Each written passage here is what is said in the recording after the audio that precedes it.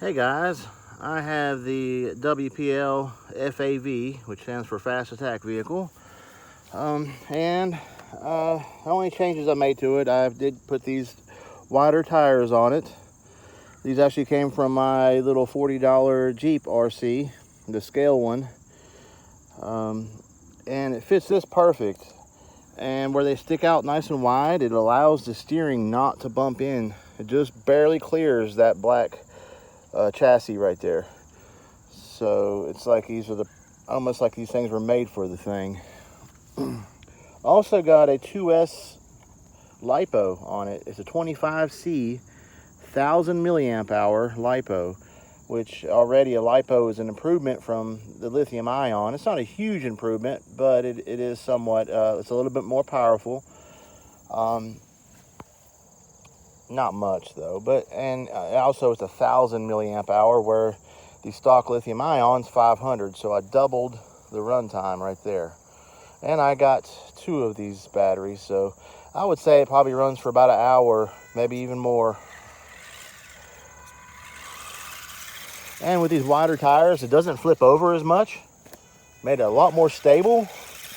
And the larger tires also made it clear more things, so I think it improved the looks and improved the performance, and just a better overall experience. And I can't tell a huge difference in power with the lipo, but there is some. Very capable little RC. For $60, it's just pretty awesome. It's got rear lock differentials. The front's unlocked. So with the front being unlocked, you still have all your steering. You don't lose any. But with the rear being locked, it's got like positive traction. It gives you extra traction to get up over things.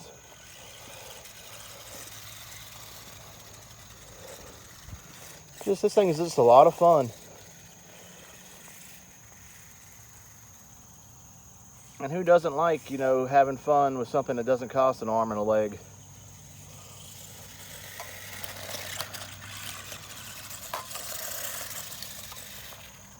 This little thing, it'll do donuts and it'll peel out and do little burnouts down here. It is a lot of fun, it really is. I thought about painting it black or just painting it up different color, but I kind of like the camouflage. It's growing on me. Oops.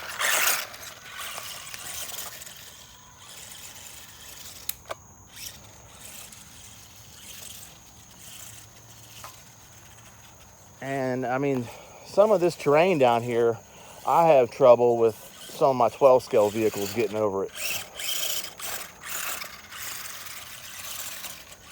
This thing just kind of glides right over a lot of these sticks.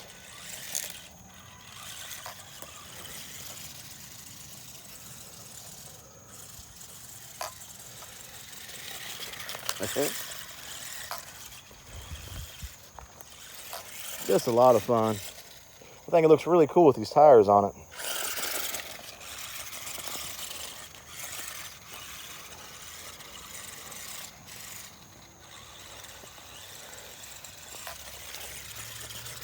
Look at that thing. It just literally drove right over my sticks.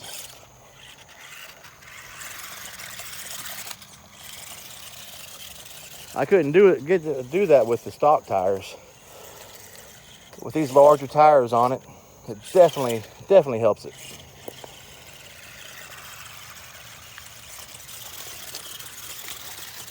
Look at that. 2 times in a row, got over that thing. And if you've seen my first video with this thing, when it was all stock, I couldn't get over that thing. I tried 10 times and I couldn't get over it. That just proves these tires are a huge improvement for it.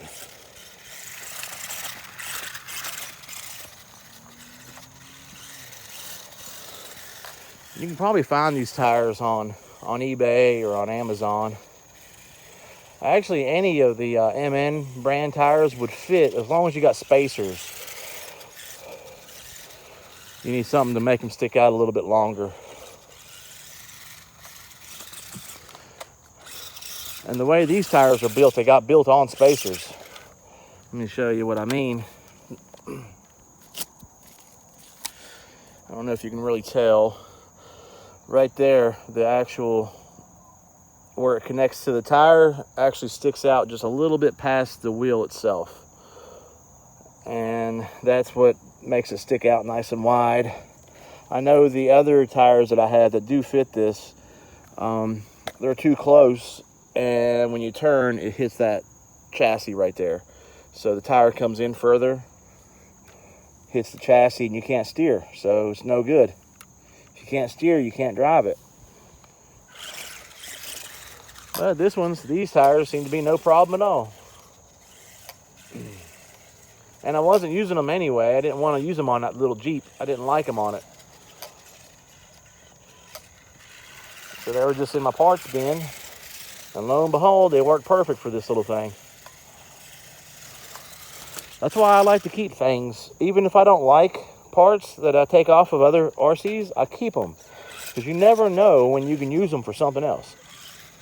Like I could have just threw these tires away, not thinking nothing about it. And then bought this RC and never had the chance to test them. But I'm glad I didn't.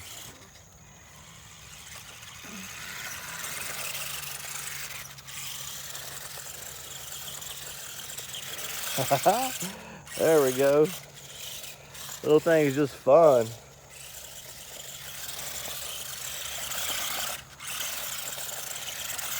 It definitely got a little boost in power. And plus, I hit the throttle switch to give it more power. It's got a 2-speed mode right there on the throttle rate button. You hit it once for maximum power, and you hit it again, and it's supposed to lower the power down and give you a little more torque and less speed. But I just keep it wide open the whole time. It's fun. And the steering rate's the same way. It's supposed to give you a little less steering, I guess, to save on the battery.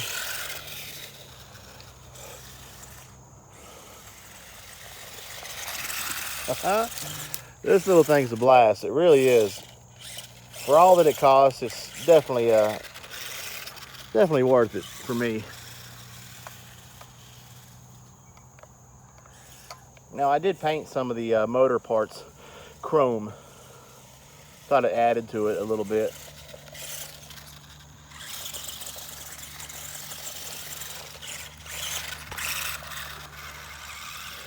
All right, guys, as you can see, it runs great on a lipo. And if I'm not mistaken, it's got a low voltage cutoff on it.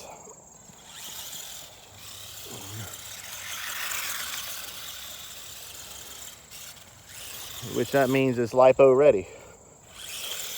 Look at this thing through the grass. It does fine for such a small vehicle.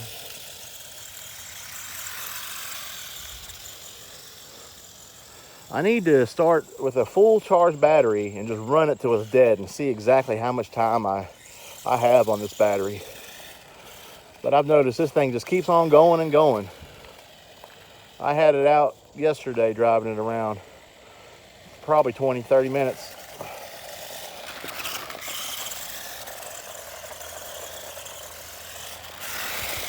Look at that, it's doing some power sliding. I can drift with it. It's got a buggy drifter now. Of course, it did rain, so it's a little bit wet out here.